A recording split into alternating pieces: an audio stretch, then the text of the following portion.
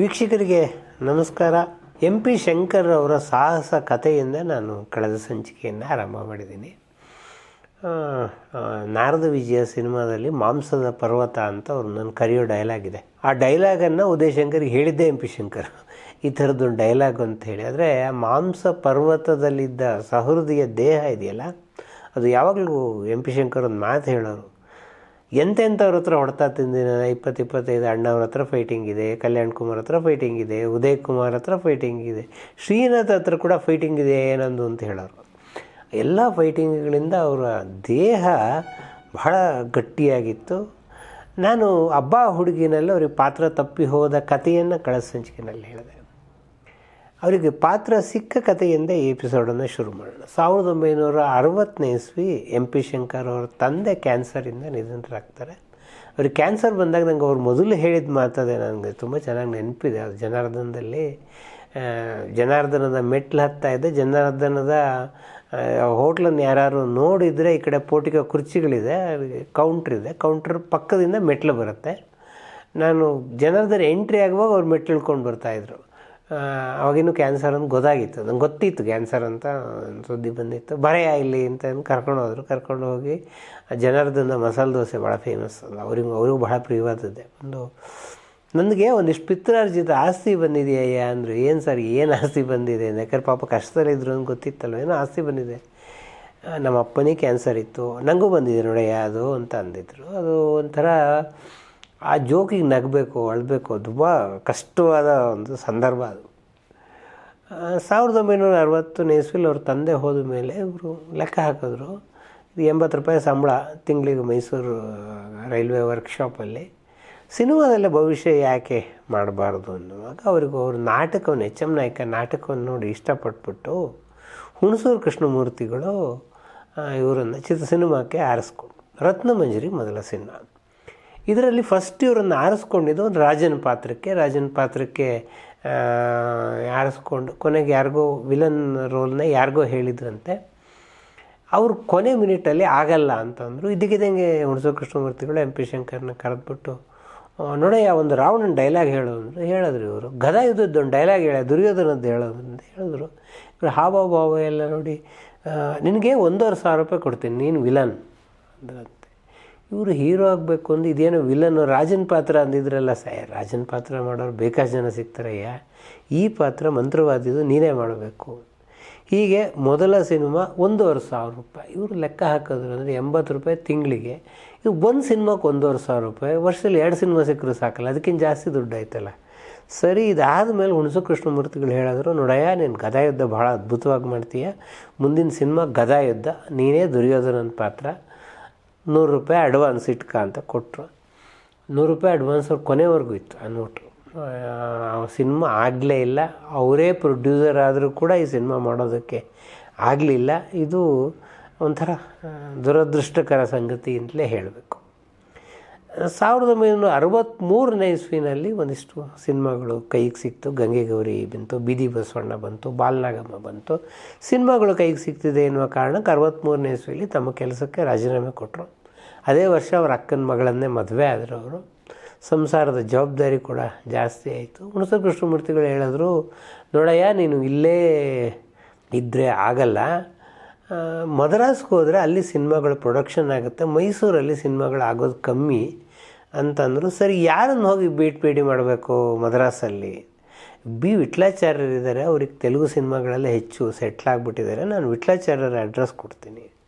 ಸರಿ, ಇವರು ವಿಟ್ಲಾಚಾರ್ಯರ ಮನೆಗೆ ಹೋದರು. ವಿಟ್ಲಾಚಾರ್ಯರು ಅದನ್ನೆಲ್ಲ ನೋಡ್ಬಿಟ್ಟು, ನೋಡಯ್ಯ ಬಿ ನಾಗಿರೆಡ್ಡಿ ಅವ್ರ ಹೆಸರು ಕೇಳಿದೆಯಾ? ಅದನ್ನು ಇಲ್ಲ ಕೇಳಿಲ್ಲ. ಚಂದಮಾಮ ಪತ್ರಿಕೆ ಗೊತ್ತಲ್ಲ, ಯಾರು ಗೊತ್ತು, ಅದನ್ನು ಮಾಡೋರೆ ಬಿ ನಾಗಿರೆಡ್ಡಿಯವರು. ಅವರು ವಿಜಯ ಫಿಲಮ್ಸ್ ಅಂತ ಬಹಳ ದೊಡ್ಡ ಸಂಸ್ಥೆ ಇದೆ. ಅವರು ಇವಾಗ ಕನ್ನಡ ಮತ್ತು ತೆಲುಗು 2 ಭಾಷೆಯಲ್ಲಿ ಸತ್ಯ ಹರಿಶ್ಚಂದ್ರ ಸಿನಿಮಾ ಮಾಡ್ತಾ ಇದ್ದಾರೆ, ಬಿಗ್ ಬಜೆಟ್ ಸಿನಿಮಾ. ಅವ್ರಿಗೆ ನೀನು ಪರಿಚಯ ಮಾಡಿಕೊಡ್ತೀನಿ, ನೀನು ಅಲ್ಲಿ ಹೋಗಿ ಆ್ಯಕ್ಟ್ ಮಾಡಯ್ಯ ನೀನು ಅಂತಂದರು. ಸರಿ, ಇವರು ಹೋದರು. ನಾಗಿರೆಡ್ಡಿಯವ್ರನ್ನೇ ಸ್ವತಃ ಭೇಟಿ ಮಾಡಿದ್ರು. ನಾಗಿರೆಡ್ಡಿಯವರೆಲ್ಲ ನೋಡಿಬಿಟ್ಟು, ವೀರಬಾಹು ಪಾತ್ರ ಮಾಡ್ತೀನಿ ನೀನು ಅಂದರೆ, ಇವ್ರಿಗೆ ವೀರಬಾಹು ಯಾರು ಅಂತ ಗೊತ್ತಿತ್ತು, ಯಾಕಂದರೆ ಸತ್ಯ ಹರಿಶ್ಚಂದ್ರ ನಾಟಕ ಎಲ್ಲ ಮಾಡಿದ್ರಿಂದ ಅವ್ರು. ಮಾಡ್ತೀನಿ ಖಂಡಿತ. 700 ರೂಪಾಯಿ ಸಂಭಾವನೆ. ಎಂ ಪಿ ಶಂಕರ್ ಬಹಳ ಅದನ್ನು ಇದಾಗಿ ಹೇಳೋರು. ರಾಜನಾಲ ತೆಲುಗಲ್ಲಿ ವೀರಬಾಹು ಪಾತ್ರ ಮಾಡ್ತಾನೆ, ತನಗೆ 5,000 ರೂಪಾಯಿ ಸಂಭಾವನೆ ಅಂತೆ. ನನಗೆ 700 ರೂಪಾಯಿ ಸಂಭಾವನೆ, ಆದರೆ ಅವಕಾಶ ಕೇಳ್ಕೊಂಡು ಹೋಗಿದ್ದೀನಿ, ಏನು ಮಾಡೋಕ್ಕಾಗಲ್ಲ, ಒಪ್ಕೊಂಡ್ರಂತೆ. ಆಮೇಲೆ ರಾಜೇಶ್ವರ ರಾವ್ ಅಂಥೇಳಿ ಫೈಟಿಂಗ್ ಮಾಸ್ಟ್ರು, ಅವರು ವೀರಬಾಹುವನ ಪಾತ್ರಕ್ಕೆಲ್ಲ ಬಹಳ ಅದ್ಭುತವಾಗಿ ಮಾಡಿ ಕುಲದಲ್ಲಿ ಕೀಳೆ ಯಾವುದೋ ಶೂಟಿಂಗು, ವಿಜಯವಾಹಿನಿ ಸ್ಟುಡಿಯೋದಲ್ಲಿ ಕುಲದಲ್ಲಿ ಕೀಳೆ ಯಾವುದೋ ಶೂಟಿಂಗು. ಒಂದೇ ಟೇಕಿಗೆ ನೀವು ಇವತ್ತಿಗೂ ಹಾಡು ನೋಡಿದ್ರೆ ಗೊತ್ತಾಗ ವೀರಬಾಹುವನ ಪಾತ್ರವನ್ನು. ಅದರಲ್ಲೂ ಕೊನೆಗೆ ಮಸಣದಲ್ಲಿ ಈ ವೀರಬಾಹುವ ಕೈಯಲ್ಲಿ ಬೂದಿಯಾದರೋ ಅನ್ನೋ ಸಾಲನ್ನು ಎಷ್ಟು ಅದ್ಭುತವಾಗಿ ಎಂ ಪಿ ಶಂಕರ್ ಅಭಿನಯಿಸಿದ್ರು ಅಂದರೆ ನಾಗಿರೆಡ್ಡಿಯವರು ಕೂತು ನೋಡ್ತಾ ಇದ್ರಂತೆ. ಇದಾದ ಮೇಲೆ ತೆಲುಗು ಶೂಟಿಂಗ್ ಆಯ್ತಂತೆ. ನೋಡಿ ಹೇಳಿದ್ರೆ ನೋಡಯ್ಯ, ಕನ್ನಡದಲ್ಲಿ ಹಾಡು ಬಂದಾಗ ತೆಲುಗಲ್ಲಿ ಬಂದಿಲ್ಲ, ಇದು ತುಂಬ ಚೆನ್ನಾಗಿ ಮಾಡಿದೆ. ಮೈಸೂರಿಗೆ ಬೆಂಗಳೂರಿಗೆ ಹೋದ್ಮೇಲೆ ಲಕ್ಷ್ಮಣ್ ಅವ್ರಿಗೆ ಹೇಳಿರ್ತೀನಿ ನಾನು, ನೋಡಿ ಅವರು ನೋಡಿ ಹೋಗಿ ಅಂತಂದ್ರೆ ಅಂತ. ಅಲ್ಲಿ ಹೋಗಿ ನೋಡಿದ್ರೆ ಇನ್ನು 300 ರೂಪಾಯಿ ಜಾಸ್ತಿ ಕೊಟ್ರಂತ. ಕುಲದಲ್ಲಿ ಕೀಳೆ ಯಾವುದು ಹಾಡಿಗಾಗಿ 300 ರೂಪಾಯಿ ಜಾಸ್ತಿ ಕೊಟ್ರಂತೆ. ಪಿ ಶಂಕರ್ ಹೇಳೋರು, ಆ ಕಾಲಕ್ಕೆ ಅದು 30,000 ರೂಪಾಯಿ ಬೆಲೆ, ನನಗೆ 300 ರೂಪಾಯಿ ಜಾಸ್ತಿ ಹಾಡಿಗೆ, ಒಂದು ಹಾಡಿಗೆ 300 ರೂಪಾಯಿ ಯಾರು ಕೊಡ್ತಾರೆ? ಭಾಳ ಒಂಥರ ನಾನು ಕಲಾವಿದ ಆದೆ ಅನ್ನೋ ತೃಪ್ತಿ ನಂಗೆ ಸಿಕ್ಬಿಡ್ತು ಅದಕ್ಕೆ. ಇದಾದ ಮೇಲೆ ಬೆಟ್ಟದ ಹುಲಿ ಸಿನಿಮಾ, ಪಾಲ್ ಅದರ ಡಿಸ್ಟ್ರಿಬ್ಯೂಟರು, ವೀರಸ್ವಾಮಿಯವರು ಅದನ್ನು ಡಿಸ್ಟ್ರಿಬ್ಯೂಷನ್ನಿಗೆ ತೊಗೊಂಡಿದ್ರು. ವೀರಸ್ವಾಮಿಯವರು ಹೇಳಿ ಕಳಿಸೋರು, ನೋಡಿ ಬೆಟ್ಟದ ಹುಲಿ ಸಿನಿಮಾ ಮಾಡ್ತಾಯಿದ್ದೆ, ಶೇಷಗಿರಿ ರಾಯರು ನಿರ್ದೇಶಕರು, ಕುದುರೆ ಸವಾರಿ ಬರುತ್ತೆ ನಿಮಗೆ ಅಂದರೆ ಚೆನ್ನಾಗಿ ಬರುತ್ತೆ ಸರ್ ನಿಮಗೆ. ಸರಿ, ಕುದುರೆ ಸವಾರಿ, ರೇಸ್ ಕುದುರೆ ತಂದುಬಿಟ್ಟಿದ್ದಾರೆ. ಎಂ ಪಿ ಶಂಕರ್ ಕುದುರೆ ಹತ್ತಿದ್ರು. ಭಾಳ ಕಡಿದಾದ ಬೆಟ್ಟ, ಅದರಲ್ಲಿ ಆ ಬೆಟ್ಟವನ್ನು ಹತ್ಕೋಬೇಕು. ಉಳಿದ ಕುದುರೆ ಸವಾರೆಲ್ಲ ರೇಸ್ನವರು, ಇವರು ಕುದುರೆ ಸವಾರಿಯನ್ನು ಬಲ್ಲಂಥವ್ರು. ಅದು ಬೆಟ್ಟ ಬಂದಾಗ ಇವರು ಬಹಳ ಕಷ್ಟಪಟ್ಟು ಕುದುರೆ ಹತ್ತಾಯ್ತಂತೆ. ಆ 2 ಕುದುರೆಗೆ 2 ಏಟು ಕೊಟ್ಟು ಅದು ಫಾಸ್ಟಾಗಿ ಶುರು ಮಾಡ್ತಂತೆ. ಈ ರೇಸ್ ಕುದುರೆಗಳ ಸಮಸ್ಯೆ ಏನು ಅಂತಂದರೆ, ಒಂದು ಕುದುರೆ ಫಾಸ್ಟಾಗಿ ಓಡೋಕ್ಕೆ ಶುರು ಮಾಡೋದು, ಎಲ್ಲ ಕುದುರೆಗಳು ಅವಕ್ಕೆ ನೀವು ಸಿನಿಮಾ ಶೂಟಿಂಗ್ ರೇಸ್ ವ್ಯತ್ಯಾಸ ಗೊತ್ತಾಗಲ್ಲ. ಅದು ರೇಸ್ ಅಂಥೇಳಿ ಓಡೋಕ್ಕೆ ಶುರು ಮಾಡೋದ್ರಂತೆ. ಇವ್ರಿಗೆ ಆ ವೇಗಕ್ಕೆ ಇವ್ರಿಗೆ ಲಗಾಮ್ ಹಿಡಿಯೋಕ್ಕಾಗಲಿಲ್ಲ.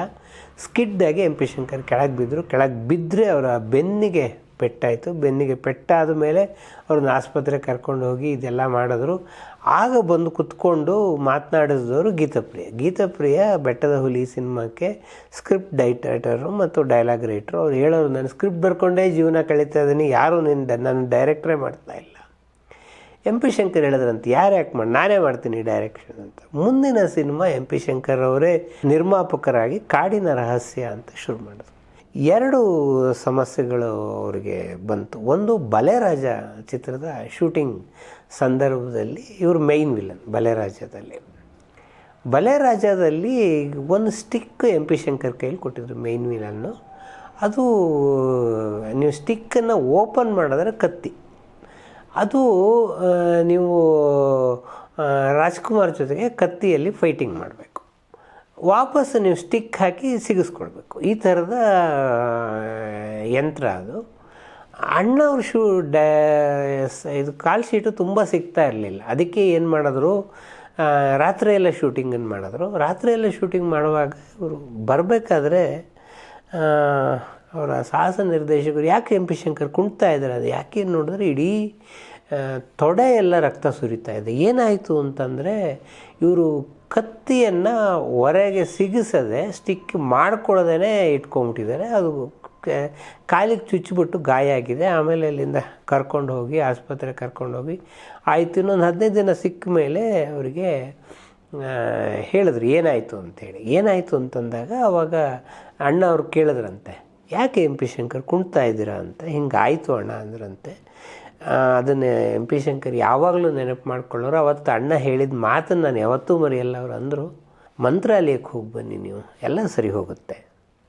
ಸರಿ, ಇವರು ಮಂತ್ರಾಲಯಕ್ಕೆ ಹೋಗಬೇಕು ಅಂದ್ಕೊಂಡ್ರು. ಅದು ಅನೇಕ ಕಾರಣದಿಂದ ಮುಂದಕ್ಕೆ ಹೋಗ್ತಾನೇ ಇತ್ತು. ಅದು ಇಷ್ಟೊತ್ತಿಗೆ 1-2 ವರ್ಷ ಕಾಡಿನ ರಹಸ್ಯ ಶುರು ಮಾಡಿದ್ರು, ಗೀತಪ್ರಿಯ ಅವರ ಡೈರೆಕ್ಷನ್. 67ನೇ ಇಸ್ವಿ ಶುರುವಾಯಿತು. ಅದು 69ರಲ್ಲಿ ತುಂಬ ಶೂಟಿಂಗ್ ಸ್ವಲ್ಪ ಸಮಯ ತೊಗೊಳ್ತದು.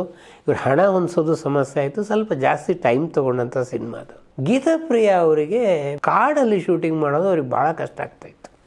ಅವರು ತಲೆನೋವು ಅಂತ ಒದ್ದಾಡೋರು. ಆವಾಗ 2 ಪ್ರಸಂಗಗಳು ನಡೀತು. ಒಂದು, ಕಾಡಿನ ರಹಸ್ಯ ಸಿನಿಮಾದಲ್ಲಿ ಒಂದು ಚಿರತೆ ಬಹಳ ಎಂ ಪಿ ಶಂಕರ್ ಅವರಿಗೆ ಹೊಂದ್ಕೊಂಬಿಟ್ಟಿತ್ತು. ಅದು ಚಿರತೆ ಯಾವಾಗಲೂ ಅವ್ರ ಜೊತೆಗೆ ಅವ್ರು ಬಂದರೆ ಅದೊಂಥರ ಸೌಂಡ್ ಮಾಡೋದು, ಅದರ ಪಕ್ಕದಲ್ಲಿ ನಿಂತ್ಕೊಂಡು ಶೂಟಿಂಗ್ ಮಾಡೋರು. ಈಗ ಒಂದು ಮರಕ್ಕೆ ಚಿರತೆಯನ್ನು ಕಟ್ಟಿದ್ರು. ಇವರು ಅದ್ರ ಪಕ್ಕದಲ್ಲಿ ಹೋಗಿ ಕೂತ್ಕೊಂಡು ತಿಂಡಿ ತಿಂತಾಯಿದ್ರು. ಚಿರತೆನೂ ಇವ್ರನ್ನೇ ನೋಡ್ತಾ ಇತ್ತು. ಕ್ಯಾಮ್ರಾಮನ್ ಬಂದರು, ಎಂಥ ಅಪರೂಪದ ಸನ್ನಿವೇಶ ಸರ್, ಚಿರತೆ ಎಲ್ಲರೂ ಹಿಂಗೆ ಪಕ್ಕದಲ್ಲಿ ಕೂತ್ಕೊಳ್ಳೋದು ಉಂಟೆ, ನೀವು ಭಾಳ ಪುಣ್ಯಾತ್ಮರು, ಒಂದು ಫೋಟೋ ತೊಗೊಳ್ತೀನಿ ನಾನು, ಇದು ನಾಳೆ ಪೇಪರ್ಗೆಲ್ಲ ಕೊಡ್ಬೋದು ಅಂತೇಳಿ ಫೋಟೋ ತೊಗೊಳ್ಳುವಾಗ ಇವರು ಪೋಸ್ ಎಲ್ಲ ಕೊಡೋದಿರುತ್ತಲ್ಲ, ಅದು ಆ ಕೋವಿ ಇವ್ರು ಏನು ಸಿಗಿಸ್ಕೊಂಡಿದ್ರು ಅದು ಚಿರತೆಗೆ ಚುಚ್ಚಿದೆ. ಅದು ಇವರು ಇನ್ನೂ ಪಕ್ಕಕ್ಕೆ ಶುರುವಾಗ ಚಿರತೆ ತನ್ನ ಪಂಜಾನ ತೊಗೊಂಡು ಇವರು ಮುಖಕ್ಕೆ ಹೊಡೆದ್ಬಿಟ್ಟಿದೆ. ಅದು ಇಷ್ಟು ಚರ್ಮ ಮಾಂಸ ಕಿತ್ಕೊಂಡು ಬಂದುಬಿಡ್ತು. ಚಿರತೆಗೂ ಕೋಪ, ಅವರು ಚಿರತೆಗೆ ಏನು ಇವೆಲ್ಲ ಫೋಟೋ ಗಿಟ್ಟೆ ಅದಕ್ಕೇನು ಗೊತ್ತು. ಎಂ ಪಿ ಶಂಕರ್ ಹೇಳೋರು, ಈ ಕೊನೆಯವರೆಗೂ ನೀವು ಎಂ ಪಿ ಶಂಕರ್ ಫೋಟೋನ ಅಬ್ಸರ್ವ್ ಮಾಡಿದ್ರೆ ಆ ಚಿರತೆ ಹೊಡೆದ ಗುರುತಿತ್ತು ಅವ್ರ ಮುಖದ ಮೇಲೆ. ಇದಾದ ಮೇಲೆ ಅಲ್ಲಿಂದ ಚಾಮರಾಜನಗರ ಅಲ್ಲಿ ಒಬ್ಬ ಡಾಕ್ಟ್ರನ್ನ ಪರಿಚಯ ಮಾಡಿದ್ರು. ಡಾಕ್ಟ್ರು ತುಂಬ ಚೆನ್ನಾಗಿ ಟ್ರೀಟ್ ಮಾಡಿದ್ರು. ಡಾಕ್ಟ್ರು ಕೊನೆಗೆ ಹೇಳಿದ್ರು, ಏನು ಈ 15 ದಿನ ಆಸ್ಪತ್ರೆಯಲ್ಲಿ ಇಟ್ಕೊಂಡು ತುಂಬ ಅವ್ರನ್ನ ಮಾಮೂಲಿಯಾಗಿ ಮಾಡಿ ಕಳಿಸಿದ್ರು. ಎಷ್ಟು ಫೀಸು ಅನ್ನುವಾಗ, ಸ್ವಾಮಿ ನನಗೇನು ಫೀಸ್ ಕೊಟ್ಬಿಡಿ, ನನಗೊಂದು ಪಾತ್ರ ಕೊಡಿ ನಿಮ್ಮ ಸಿನಿಮಾದಲ್ಲಿ, ನಂಗೆ ಭಾಳ ಇಷ್ಟ ಅಂತಂದರು. ಆ ಡಾಕ್ಟ್ರನ್ನ ಮುಂದೆ ಎಂ ಪಿ ಶಂಕರು ರಾಮ ಲಕ್ಷ್ಮಣ ಸಿನಿಮಾದಲ್ಲಿ ಡಾಕ್ಟ್ರ್ ಪಾತ್ರನೇ ಮಾಡಿಸಿದ್ದಾರೆ. ಹಿಂಗೆ ಅದನ್ನು ನೆನಪು ಮಾಡ್ಕೊಳ್ಳೋರು. ಇನ್ನೊಂದು ಬಿಳಿಗಿರಿ ರಂಗನ ಬೆಟ್ಟದಲ್ಲಿ ಶೂಟಿಂಗ್ ಆಗ್ತಾಯಿತ್ತು. ಒಂದು ಕಾಡಾನೆ ಅಡ್ಡ ಬಂದುಬಿಡ್ತು. ಕಾಡಾನೆ ಅಡ್ಡ ಬಂದಾಗ ಇಡೀ ಯೂನಿಟು ದಿಕ್ಕಾಪಾಲಾಗಿ ಓಡೋದು. ಒಂದು ಬಸ್ ಬರ್ತಾಯಿದ್ರೆ ಎಲ್ಲ ಬಸ್ ಹತ್ಕೊಂಬಿಟ್ರು. ಬಸ್ಸಿನ ಟಾಪು ಎಲ್ಲಗೆ ಅವನು ಸ್ಟಂಟ್ ಮಾಸ್ಟ್ರು ಡ್ರೈವರ್ ಸೀಟಿಂದ ನುಗ್ಗೋದಕ್ಕೆ ಹೋದ. ಡ್ರೈವರ್ ಸೀಟ್ ಪಕ್ಕದಲ್ಲಿ ಒಂದು ಫ್ಯಾನ್ ಇರುತ್ತೆ, ಚಿಕ್ಕ ಫ್ಯಾನ್. ಅವನ ಕೈ ಕಿಟಕಿ ಹಿಡ್ಕೊಳ್ಳೋ ಬದಲಿಗೆ ಆ ಚಿಕ್ಕ ಫ್ಯಾನ್ ಒಳಗೆ ಅವ್ನು 3 ಬೆರಳು ಸೇರ್ಕೊಂಡು ಆ ಫ್ಯಾನ್ ತಿರುಗ್ತಾ ಇದ್ದಿದ್ದರಿಂದ 3 ಬೆರಳು ಕಟ್ಟಾಗ್ಬಿಟ್ಟು ದೊಡ್ಡ ಅನಾಹುತ ಆಗೋಯಿತು. ಎಂ ಪಿ ಶಂಕರ್ ಮೈಸೂರಿನಿಂದ ಬಿಳಿಗಿರಿ ರಂಗನ ಬೆಟ್ಟಕ್ಕೆ ಬಂದರೆ ಇಡೀ ಯೂನಿಟ್ಟೇ ಇಲ್ಲ. ಆಮೇಲೆ ಗೊತ್ತಾಯಿತು ಹೀಗೆಲ್ಲ ಆಗಿದೆ ಅಂಥೇಳಿ ಚಾಮರಾಜನಗರಕ್ಕೆ ಹೋಗಿ ಎಲ್ಲರಿಗೂ ಟ್ರೀಟ್ಮೆಂಟ್ ಎಲ್ಲ ಕೊಡಿಸಿ ಗೀತಾಪ್ರಿಯ ಅವತ್ತು ಅಂದ್ರೆ, ಸ್ವಾಮಿ ನನಗೆ ಇನ್ಮೇಲೆ ನಾನು ಜೀವನದಲ್ಲಿ ಡೈರೆಕ್ಟ್ರ್ ಆಗದಿದ್ರೂ ಪರವಾಗಿಲ್ಲ, ನಿಮ್ಮ ಸಿನಿಮಾ ನೀವೇ ಮಾಡ್ಕೊಳ್ಳಿ, ನಾನು ಮಾಡಲ್ಲ ಅಂದರೆ. ಆರ್ ಎನ್ ಕೃಷ್ಣಪ್ರಸಾದ್ ಇವರು ಕ್ಯಾಮ್ರಾಮನ್. ಇದೆಲ್ಲ ನಾನು ಕೃಷ್ಣಪ್ರಸಾದ್ ಮತ್ತು ಎಂ ಪಿ ಶಂಕರ್ ಇಬ್ಬರು ಮಾತಾಡಿದ್ದನ್ನು ಕೇಳಿದ್ದಿದ್ದನ್ನು. ಆಮೇಲೆ ಕೃಷ್ಣಪ್ರಸಾದ್ ಅಂದ್ರಂತ ಎಂ ಪಿ ಶಂಕರಿಗೆ, ಸರ್ ನೀವೇ ಡೈರೆಕ್ಟ್ ಮಾಡಿ, ನಾನು ನೋಡ್ಕೊತೀನಿ ಮುಂದಿನ ಸೀನ್ಗಳಂತ. ಆ ಸಿನಿಮಾದ ಕೊನೆಯ ಪೋರ್ಷನಲ್ಲಿ ಎಂ ಪಿ ಶಂಕರ್ ಅವರೇ ಶೂಟಿಂಗ್ ಮಾಡಿ ಆ ಸಿನಿಮಾನ ಮುಗಿಸಿದ್ರು. ಇದಾದ ಮೇಲೆ ಅವ್ರಿಗೊಂದು ಆತ್ಮವಿಶ್ವಾಸ ಬಂತು, ನಾನೇ ಯಾಕೆ ಸಿನಿಮಾ ಡೈರೆಕ್ಟರ್ ಆಗ್ಬೋದು ಅಂತೇಳಿ ಕಳ್ಳರ ಕಳ್ಳ ಅಂತ ಒಂದು ಸಿನಿಮಾ ಮಾಡಿದ್ರು. ಇದಕ್ಕಿಂತ ಮುಂಚೆ ಅವರಿಗೆ ಮಂತ್ರಾಲಯದ ಬಗ್ಗೆ ಒಂದು ಈ ಕಾಡಿನ ರಹಸ್ಯ ಅವರು ಏನು ನಿರೀಕ್ಷೆ ಮಾಡಿದ್ರು ಅಷ್ಟು ದೊಡ್ಡ ಪ್ರಮಾಣದಲ್ಲಿ ಓಡಲಿಲ್ಲ. ಅದು ಡಬ್ಬಿಂಗ್ನಲ್ಲಿ ಅವ್ರಿಗೆ 3 ಭಾಷೆಯ ಡಬ್ಬಿಂಗ್ನಲ್ಲಿ 85,000 ರೂಪಾಯಿ ಬಂತು. ಅಲ್ಲಿವರೆಗಿನ ಪೀರಿಯಡ್ ಇದೆಯಲ್ಲ ಅದೊಂದು ಸ್ವಲ್ಪ ಆತಂಕದ ಪೀರಿಯಡ್ ಇತ್ತು. ಅದಕ್ಕೋಸ್ಕರ ಅವ್ರು ಏನು ಮಾಡಿದ್ರು, ನಾರ್ತ್ ಕರ್ನಾಟಕದಲ್ಲಿ ಮೊದಲಿಂದಲೂ ಈ ನಾಟಕಗಳ ಹುಚ್ಚು ಜಾಸ್ತಿ. ಅಲ್ಲಿ ಸಿಂಧನೂರಲ್ಲಿ ಒಂದು ಎಚ್ ಎಮ್ ನಾಯಕ ನಾಟಕ ಮಾಡ್ತೀನಿ ಅಂಥೇಳಿ ಅವರು ಹೊರಟರು. ನಾಟಕ ಮಾಡಿದ್ಮೇಲೆ ಎಚ್ ಎಮ್ ನಾಯಕ ನಾಟಕ ಎಲ್ಲ ಆಯಿತು. ಅಲ್ಲಿ ಇನ್ನು ಪಕ್ಕದೂರಿನಲ್ಲಿ ಹೋದರು. ಅಲ್ಲಿ ಎಂ ಪಿ ಶಂಕರ್ ಅವರಿಗೆ ಇದ್ದಕ್ಕಿದ್ದ ಹಾಗೆ ನಿಂತ್ಕೊಳ್ಳೋಕ್ಕೂ ಆಗಲ್ಲ, 104 ಡಿಗ್ರಿ ಜ್ವರ, ಟಿಕೆಟ್ ಎಲ್ಲ ಸೇಲ್ ಆಗಿಬಿಟ್ಟಿದೆ. ಅವ್ರ ಕೈಲಿ ಎಚ್ ಎಮ್ ನಾಯಕನ ಪಾತ್ರ ಮಾಡೋಕ್ಕೆ ಸಾಧ್ಯ ಅನ್ನುವ ಸ್ಥಿತಿ. ಆಗ ಅವರು ಒಂದು ಯೋಚನೆ ಮಾಡಿದ್ರು, ಈ ನಾಟಕ ಕ್ಯಾನ್ಸಲ್ ಮಾಡಿಬಿಡೋಣ ಅಂಥೇಳಿ. ಬಟ್ ಅವರು ಅಲ್ಲಿಯ ಯಾರು ಆ ನಾಟಕದ ರೈಟ್ಸ್ ಎಲ್ಲ ತೊಗೊಂಡು ಆಡ್ಸೋಕ್ಕೆ ಬಂದಿರ್ತಾರೋ ಅವ್ರು ಹೇಳಿದ್ರು, ಕಂಡು ಜನ ಬಡ್ದಾಕ್ಬಿಡ್ತಾರೆ ಸರ್, ಇಷ್ಟು ಜನ ಬಂದಿದ್ದಾರೆ ಅಂಥೇಳಿ. ಎಂ ಪಿ ಶಂಕರ್ ಹೇಳೋ, ನೀವು ನಂಬ್ತಿರೋ ಬಿಡ್ತಿರೋ 6:30ಗೆ ನಾಟಕ, ಜನ ಎಲ್ಲ ಸೇರಿದ್ದಾರೆ, ನನಗೆ ಎದ್ದೇಳೋಕ್ಕಾಗ್ತಾಯಿಲ್ಲ. 6 ಗಂಟೆಗೆ ಬಳ್ಳಾರಿಯಂತಹ ಪ್ರದೇಶದಲ್ಲಿ ಸಿಕ್ಕಾಪಟ್ಟೆ ಮಳೆ ಹೊಡಿತು. ಮಲೆನಾಡಲ್ಲಿ ಬರುವಂತಹ ಮಳೆ. ನಾಟಕನ ಅನಿವಾರ್ಯವಾಗಿ ನಾವು ಕ್ಯಾನ್ಸಲ್ ಮಾಡಬೇಕಾಯಿತು. ನನ್ನನ್ನು ಯಾರು ಕಾಪಾಡಿರ್ಬೋದು ಅಂದಾಗ ರಾಜ್ಕುಮಾರ್ ಹೇಳಿದ ನೆನಪಾಯಿತು. ರಾಘವೇಂದ್ರ ಸ್ವಾಮಿಗಳ ಸಿಂಧನೂರಿಂದ ಎಷ್ಟು ದೂರ ಅಂದರು, 1.5 ಗಂಟೆ ಜರ್ನಿ ಅಂತಂದರು. ಹೋಗಿ ರಾಘವೇಂದ್ರ ಸ್ವಾಮಿಗಳು ಮಂತ್ರಾಲಯದಲ್ಲಿ ಮೊಟ್ಟ ಮೊದಲು ನಾನು ರಾಘವೇಂದ್ರ ಸ್ವಾಮಿಗಳನ್ನು ನೋಡಿದ್ದು ಈ ಕಾಡಿನ ರಹಸ್ಯ ಆದ ಸಂದರ್ಭದಲ್ಲಿ. ಅದಾದಮೇಲೆ ಅವರು ಅನೇಕ ಸಂದರ್ಭದಲ್ಲಿ ಅವ್ರ ಜೀವನದಲ್ಲಿ ರಾಘವೇಂದ್ರ ಸ್ವಾಮಿಗಳ ಪ್ರಭಾವ ಸಿಕ್ಕಾಪಟ್ಟೆ ಇದೆ. ಕಳ್ಳರ ಕಳ್ಳ ಸಿನಿಮಾನ ನಿರ್ದೇಶನ ಮಾಡುವಾಗ 22 ದಿನ ಶೂಟಿಂಗ್ ಆಯಿತು. AVMನಲ್ಲಿ ಪ್ರೊಜೆಕ್ಷನಲ್ಲಿ ಹಾಕಿ ನೋಡಿದ್ರೆ ಟೋಟಲ್ ಬ್ಲ್ಯಾಂಕ್, ಏನೂ ಕಾಣಿಸ್ತಾನೇ ಇಲ್ಲ. ನೆಗೆಟಿವ್ನಲ್ಲಿ ಏನೋ ಹೆಚ್ಚು ಕಮ್ಮಿ ಆಗಿದೆ. ಮತ್ತು ರೀಶೂಟ್ ಮಾಡೋಕ್ಕೆ ಸಾಧ್ಯ ಇಲ್ಲ, ಯಾಕಂದರೆ 28 ದಿನ ಶೂಟಿಂಗ್ ಆಗಿದೆ, 106 ಕಲಾವಿದರಿದ್ದಾರೆ, ಅವ್ರನ್ನೆಲ್ಲ ಮತ್ತೆ ಮಾಡಿಸೋದಕ್ಕೆ ಸಾಧ್ಯ ಇಲ್ಲ. ಏನು ದಾರಿ ಕೂತ್ಕೊಳ್ಳದೆ ಕಾರಲ್ಲಿ ಬಂದು ಕೂತ್ಕೊಂಡು ಡ್ರೈವರ್ ಎಲ್ಲಿ ಹೋಗಲಿ ಅಂತೇಳಿ ಕಣ್ಣು ಮುಚ್ಕೊಂಡು ಮಂತ್ರಾಲಯಕ್ಕೆ ಹೋಗಯ್ಯ ನೀನು ಅಂತ. ಸೀದಾ ಅವ್ನು ಮಂತ್ರಾಲಯಕ್ಕೆ ಬಂದು ಬೆಳಗ್ಗೆ ಸರ್ ಮಂತ್ರಾಲಯ ಮಂತ್ರಾಲಯಕ್ಕೆ ಬಂದು ಸೀದಾ ಬಂದುಬಿಟ್ಟು ಸ್ನಾನ ಮಾಡ್ಕೊಂಡು ತುಂಗಭದ್ರಾ ನದಿನಲ್ಲಿ ರಾಘವೇಂದ್ರ ಸ್ವಾಮಿಗಳಿಗೆ ನಮಸ್ಕಾರ ಹಾಕ್ಬಿಟ್ಟು ಫಸ್ಟು ಒಂದು ಫೋನ್ ಮಾಡೋಣ AVMಗೆ ಅಂತೇಳಿ ಅಲ್ಲಿಯ ಮ್ಯಾನೇಜರ್ಗೆ ಫೋನ್ ಮಾಡಿದ್ರೆ ಹೇಳ್ತಾರೆ, ಸರ್ ಕೆಮಿಕಲ್ ಹೆಚ್ಚು ಕಮ್ಮಿ ಆಗಿದೆ, ಸಿನಿಮಾ ಪೂರ್ತಿ ಕರೆಕ್ಟಾಗಿದೆ. ಇದು ನೀವು ನಂಬ್ತಿರೋ ಬಿಡ್ತಿರೋ ಎಂ ಪಿ ಶಂಕರ್ ಯಾವಾಗಲೂ ಹೇಳೋರು, ರಾಘವೇಂದ್ರ ಸ್ವಾಮಿಗಳ ಕರುಣೆ ನನ್ನ ಜೀವನದಲ್ಲಿ ಇದೇ ಥರದ್ದಿದೆ ಅಂಥೇಳಿ ಅಲ್ಲೇ ಒಂದು ನಿರ್ಧಾರ ಮಾಡಿದ್ರು.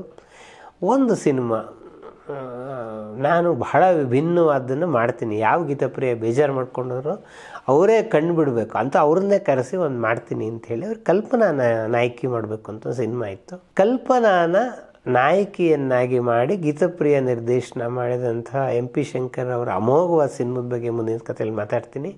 ಅವ್ರ ಜೀವನದಲ್ಲಿ ಇನ್ನೊಂದು ಪಾತ್ರ ಪ್ರವೇಶ ಮಾಡುತ್ತೆ, ಅದು ಈ ಸಿನಿಮಾದಿಂದ. ಅದನ್ನು ಕೂಡ ನಾವು ಮುಂದಿನ ಸಂಚಿಕೆಯಲ್ಲಿ ನೋಡೋಣ.